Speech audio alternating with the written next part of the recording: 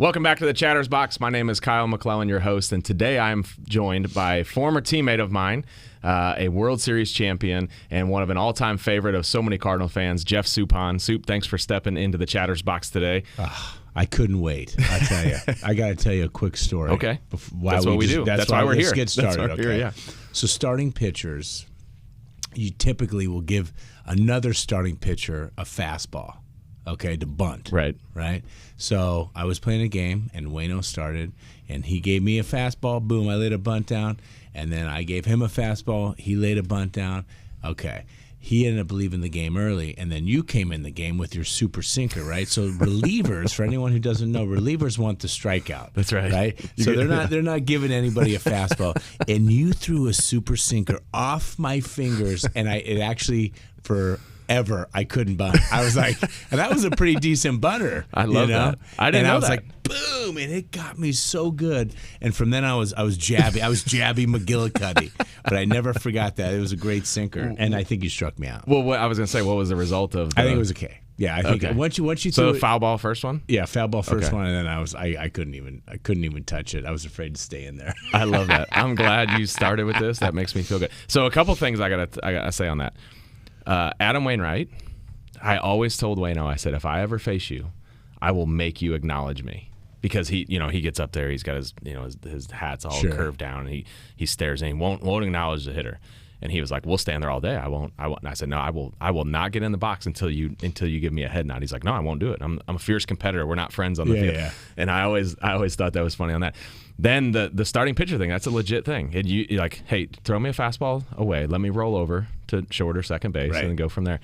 So I'm facing Roy Halladay, and he throws my first pitch cutter in.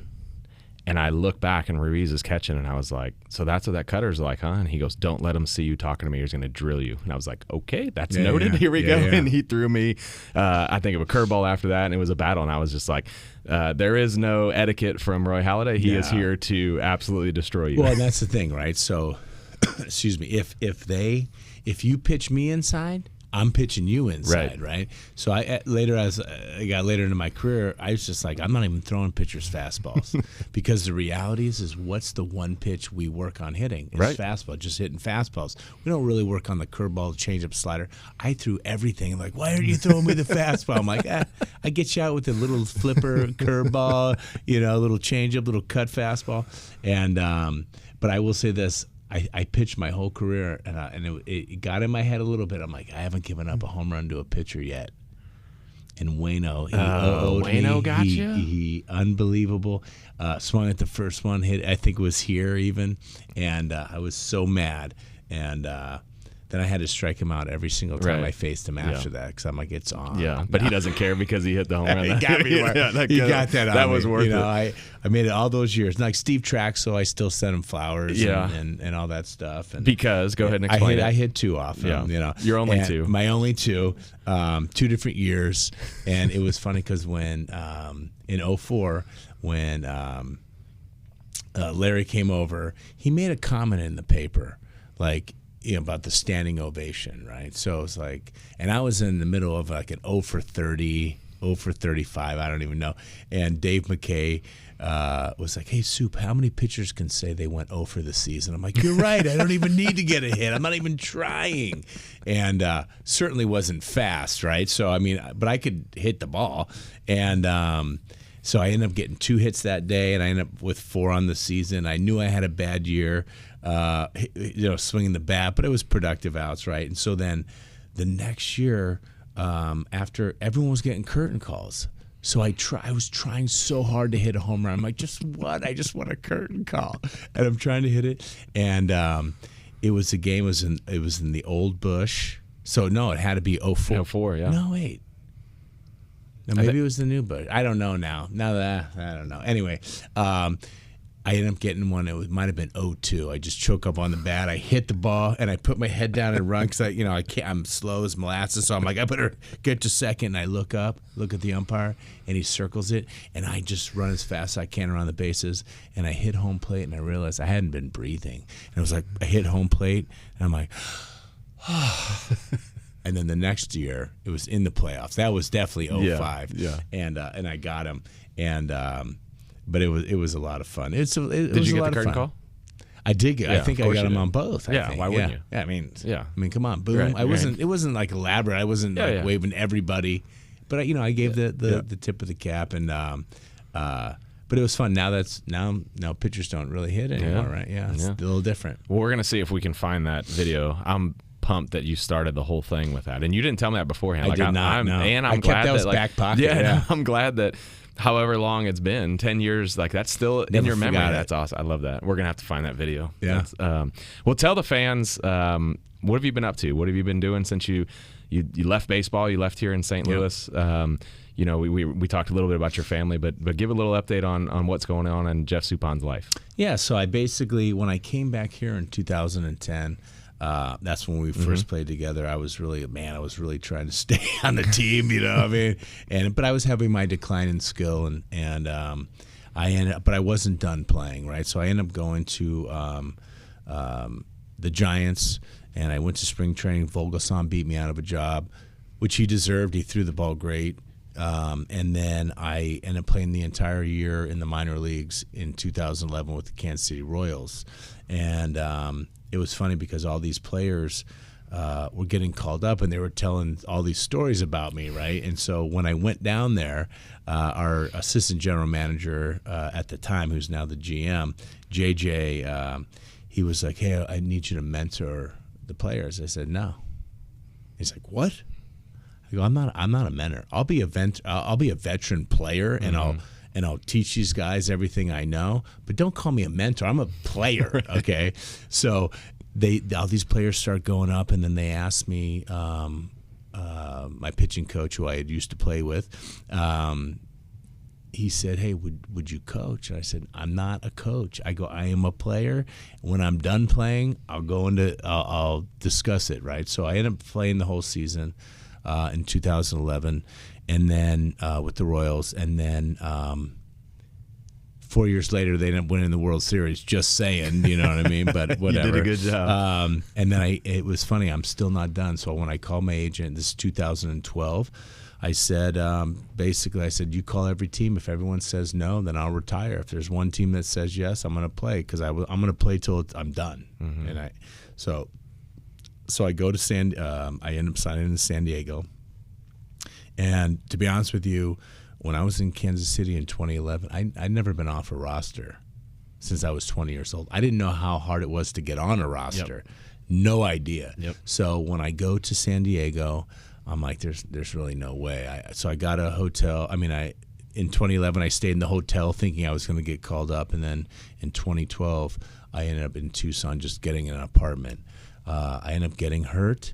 And then the season starts. I have thrown 7 innings since spring training. I mean, and it was, I don't even know, it was probably June, the beginning of June, maybe the end of May. 7 innings. And I get a call from my agent, and they say, "We need you. They need Suppan one night only." I'm like, what? So I get called up to the big leagues. I've thrown 7 innings since spring training, the whole year.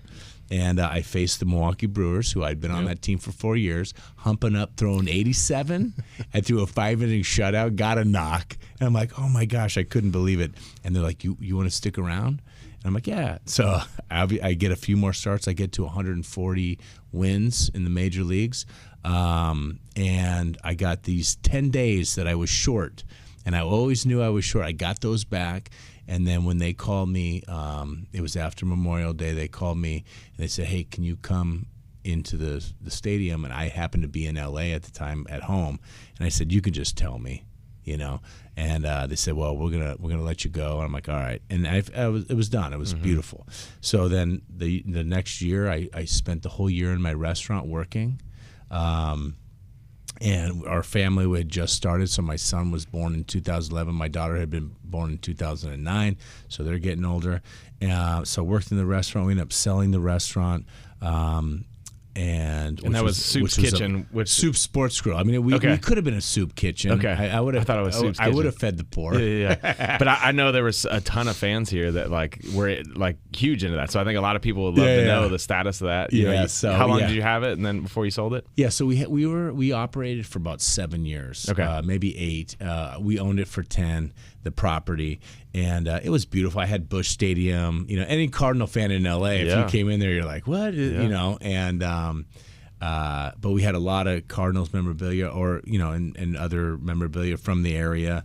And so we thought that was going to be Plan B. And so Dana, my wife, worked there as well, and I ended up, so she starts, being active at their school, St. Mel's, in Woodland Hills, and so I became an assistant to the room moms, for a little bit, and it was beautiful. It was beautiful work, you know what I mean. I just listened to. I was never a room mom or a room dad. Okay, I was just assistant to them, and then. What happened was the Royals, they reached out to me, and so I started coaching in the minor leagues, and I did that for about the next 8 years. And I'd usually work 4 or 5 months out of the year. I really enjoyed it.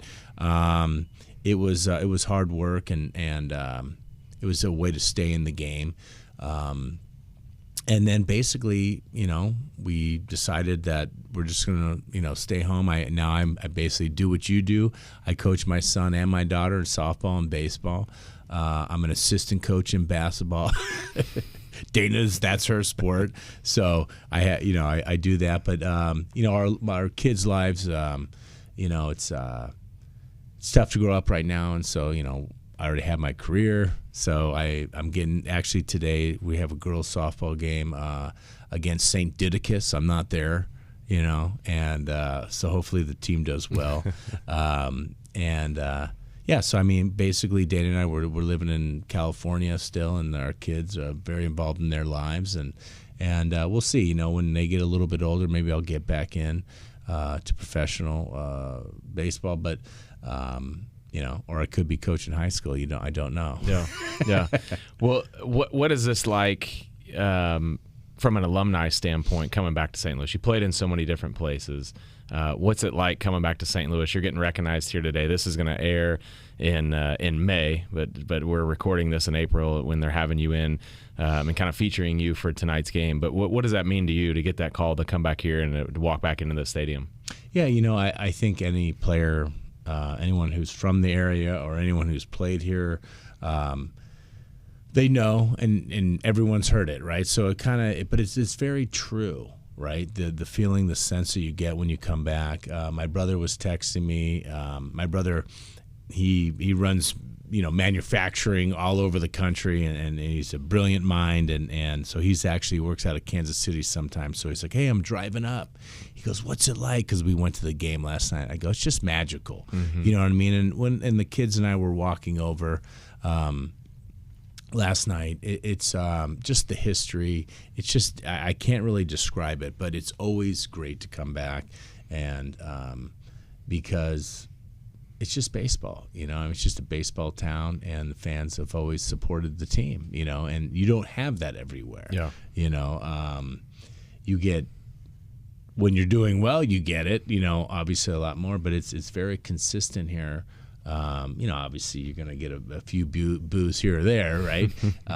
But it's always nice to come back, and it's always nice to reminisce, because I have a terrible memory, and so I have to look through things and notes that I have had from the past to remember certain things. But it was my first taste coming here of a winning culture, and I wasn't used to that. I learned how to lose like a professional. In the other organizations I was in, and coming here and looking back on that 2004 team to win 105 games, it was like, it became unconscious. It was like, how are we going to win today? And having that expectation, and then everyone doing the job that they were asked to do.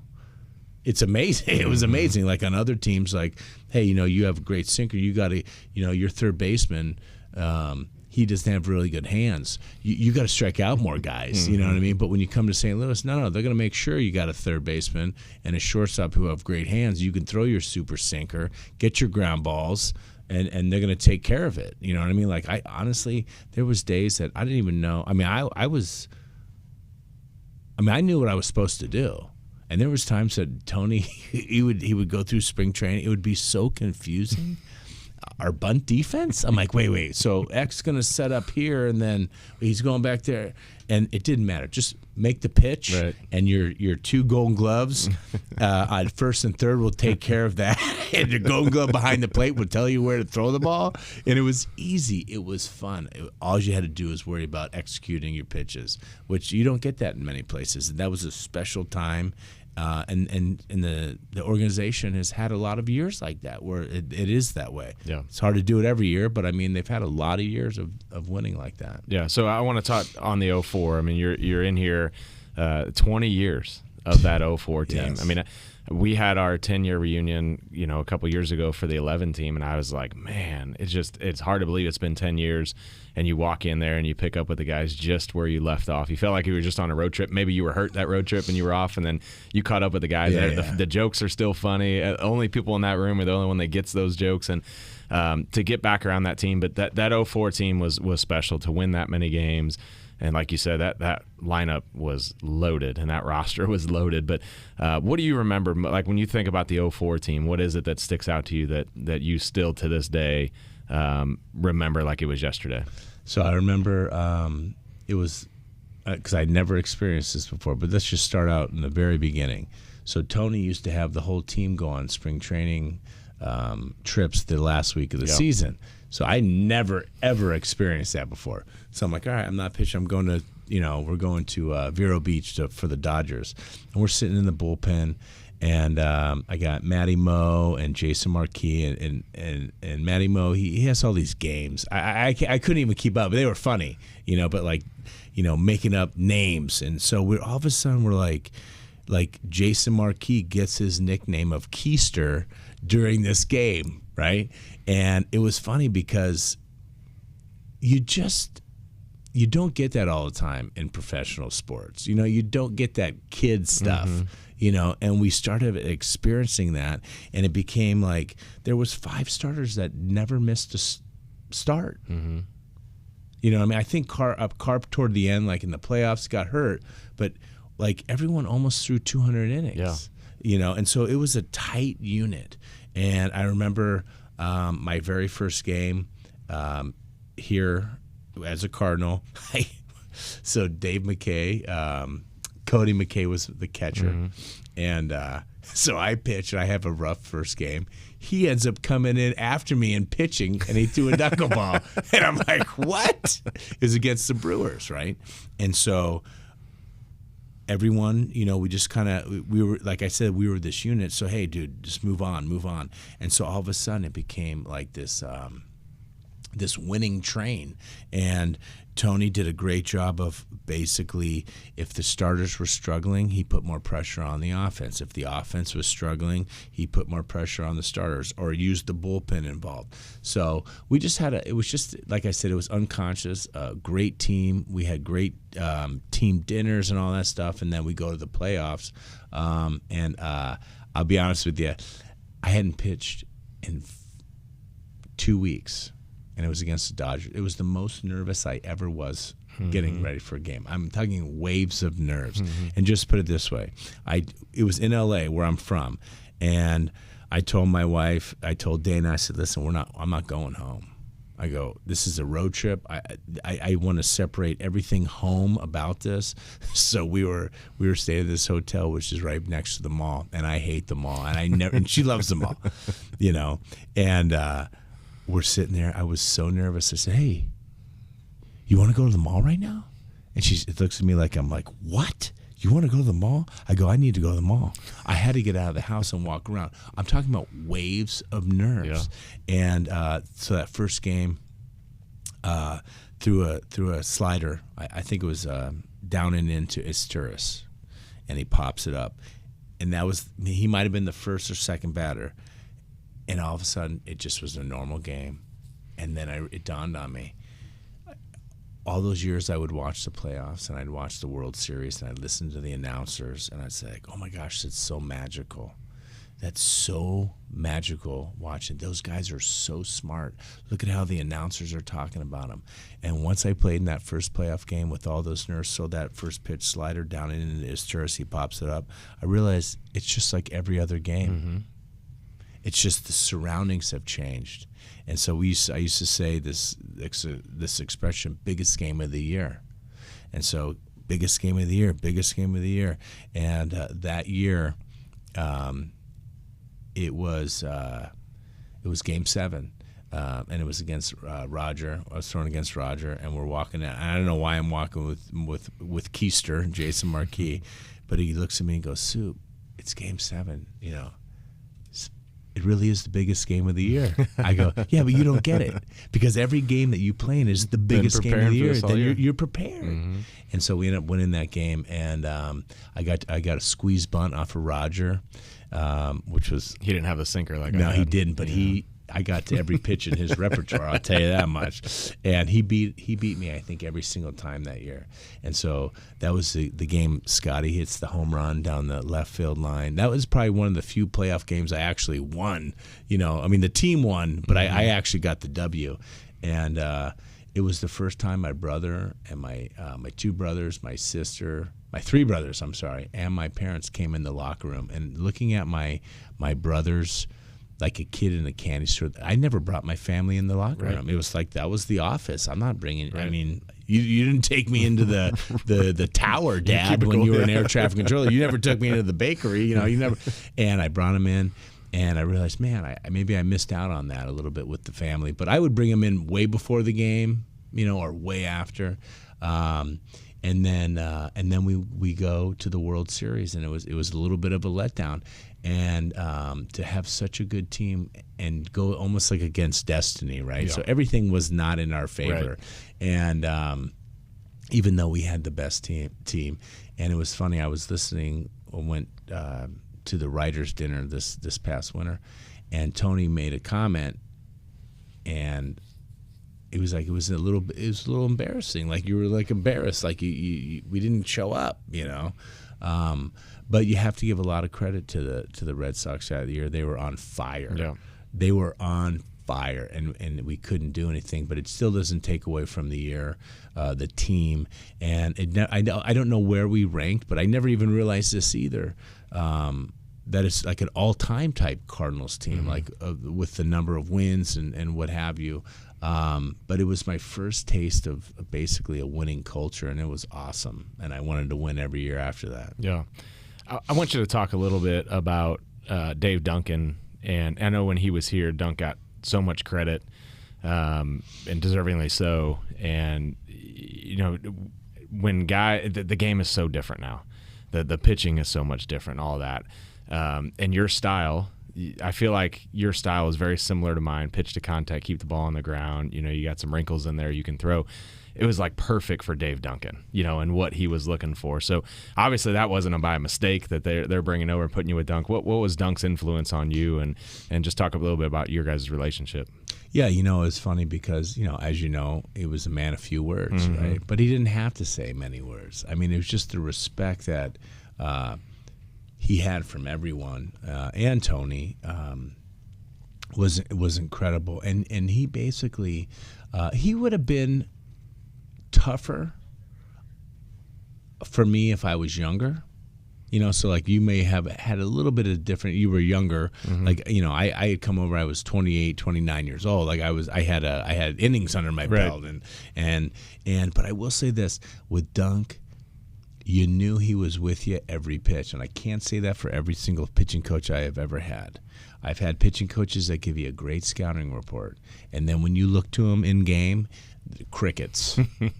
Well, hey, but, you know, it's fastball down and away, curveball below, up and in, you know. Okay, well, he's hitting that. Like, what do we do? Like, and it was funny because, you know, I always had a bad memory, you know, and I would ask him, and he would remember everything. I go, hey, Dunk, how did I start out, you know, Bagwell? He goes, remember you threw him the curveball down and away in the dirt? And then my memory would come back, right? And so that was the one thing that he helped me trust my stuff, not try to pitch better than my best. He knew that I had all my pitches to make all of my other pitches better. It wasn't like I had a plus fastball or a plus curveball. You know, like Carp did. I tell you what, I remember Mo one time. He's like, "Hey man, you kind of go slow when you're pitching." I'm like, "Kind of go slow." I go, "Well, if I had a 70 curveball and a 70 cutter and I threw 97, I would get people out with 3 pitches too. But I can't. I got to throw a little bit of here, a little bit of there. And but I think really Duncan." He just really used what you had, and he had a game plan, and it was awesome. I mean, the fact that he had bats programmed that he did manually all those years, and he was the one that I couldn't believe this one. He pulled this one out of his hat.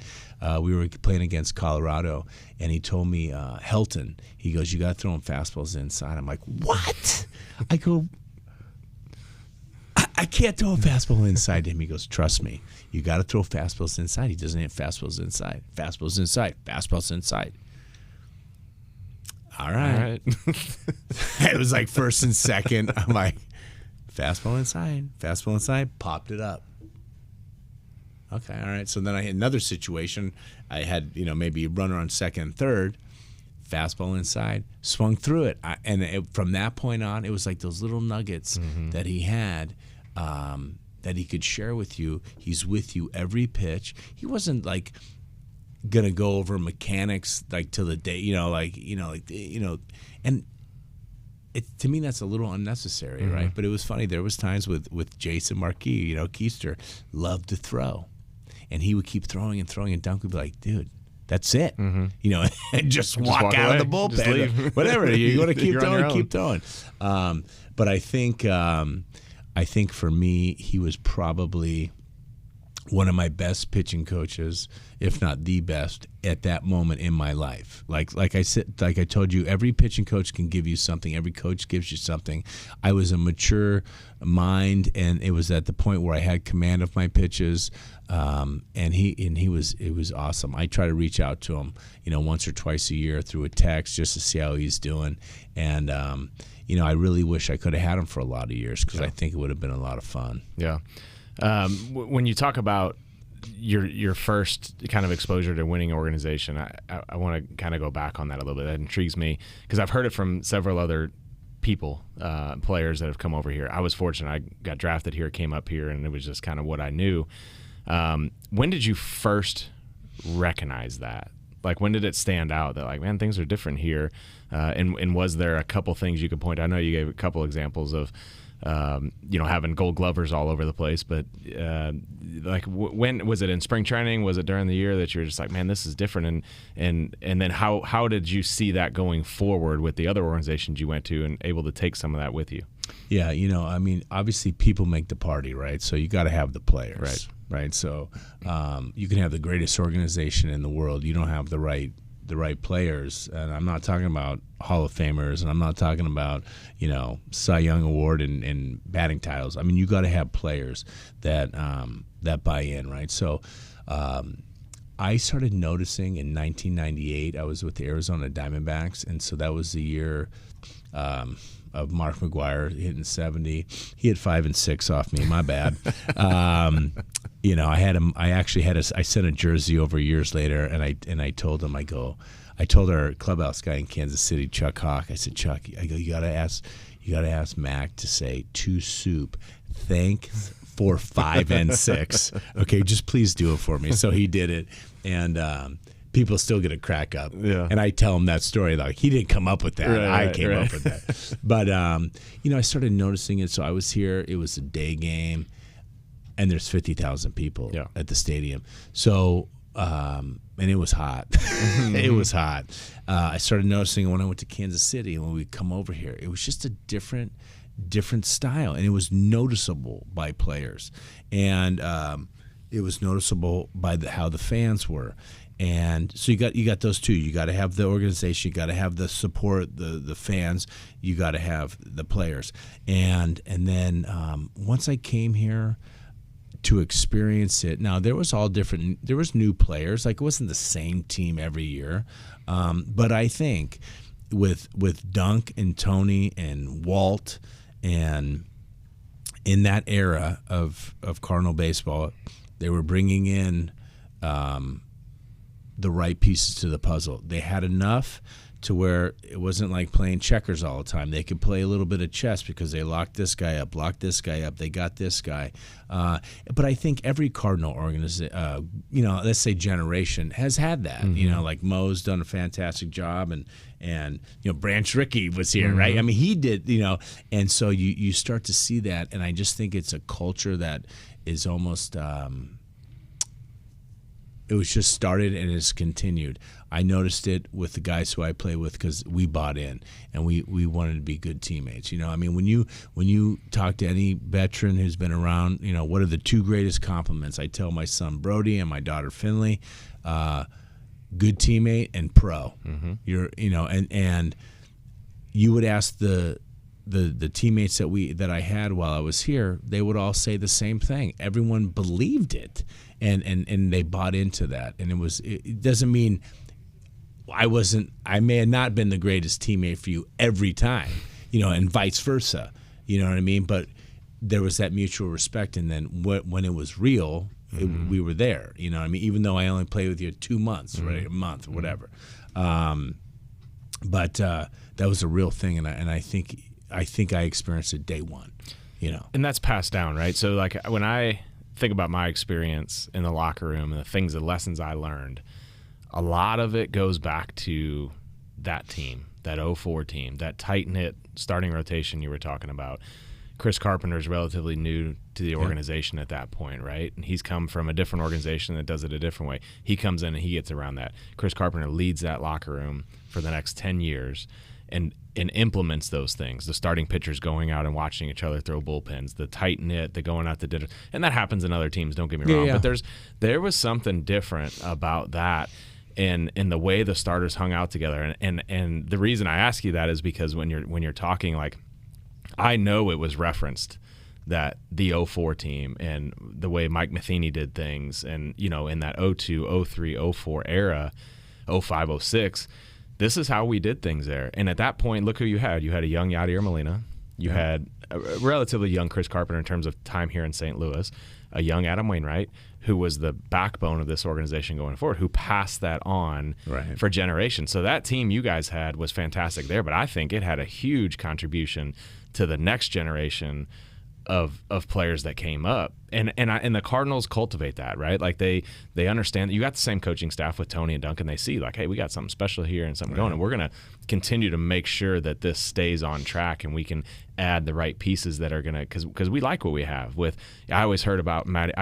I've met Matty Moe a couple times in batting practice when he was in Pittsburgh, but his legacy for me and you and Marquis and that group, man, it penetrated so many different generations of, and still today that locker room is affected by that team, by that 04 team. Well, it's funny because we like to have fun and joke around, and it was funny because when I came back here in 2010, there was this game that one of my contributions, it was Jupe Johnny, and it was a flinch game. Right, Jupe, Johnny, So up here was Jupe, down here was Johnny, and then when you would be walking with somebody, you would basically take your arm and you would hit him in the chest, but not hard, right? Personal satisfaction. But here's the trick: if somebody blocked it, okay, I get to hit you. That goes into a flint. It was this whole complicated thing. It was actually hilarious. So I can't think of his name, but you may remember him. It's like. Hawksworth. Blake Hawksworth, right? Yeah. So he's a pitching coach at Oregon right now. Is he really? Yeah, oh, nice. Yeah. I gotta. So he's. I did that to him. I did the cross block. He goes, "Oh, what did Wayno teach you that?" I said, "What?" I said, "Wayno learned it from me, fool." But it was just funny because I took things from the guys who I came up, Roger Clemens, and that's who you learn. And then as it keeps going, like it becomes a little obsolete. But if it's truth, it's truth, right? So if it's the way the game should be played, it should be passed down. And I do think that this organization in particular has had players who have passed down the traditions of the game in a positive way. And you don't have to have known a Matty Moe to have been experienced what his contribution to the game was, and because there's expressions that you hear all the time in baseball. You don't know where they came from.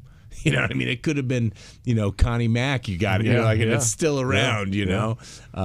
But certainly, there's been some really, really great leaders in this in the clubhouse that have passed it on. Well, and you're in that group. I mean, your name was thrown around before you came back in 2010. When we heard you were coming in 10, everybody was excited because they know the impact you had on them personally, on teams, and so that your name and your legacy here, still lives, and you're going to see that tonight. The appreciation from the fans.